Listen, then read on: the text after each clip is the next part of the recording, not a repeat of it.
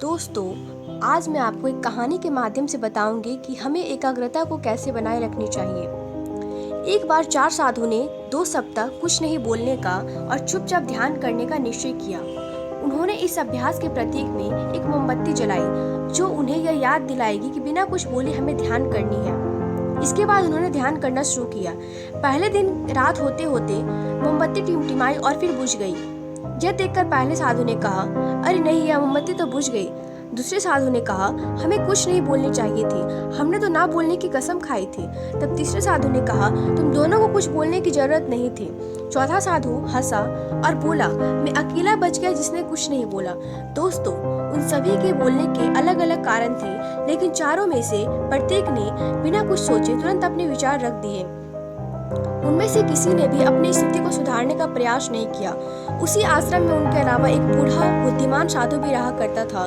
वह बिना कुछ बोले और उनकी तरफ ध्यान दिए बिना चुपचाप ध्यान कर रहे थे।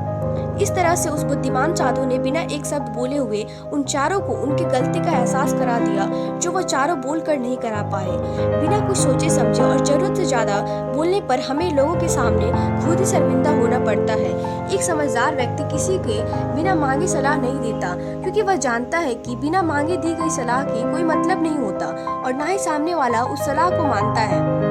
लेकिन आजकल लोगों ने तो जहाँ कोई सामने वाला बोला ना कि हम उसे सॉल्यूशन देना शुरू कर देते हैं। सामने वाला जब अपनी प्रॉब्लम को शेयर कर रहे होते हैं तो वे हमसे कोई सॉल्यूशन नहीं सुनना चाहते, बल्कि वो तो सिर्फ चाहते हैं कि हम उनके बातों को ध्यान से सुने और इससे उन्हें कुछ समय तक शांति महसूस हो सके। क्योंकि जब हम किसी को सलाह देते हैं, ये बात उन्हें भी पता होता है कि क्या सही और क्या गलत है।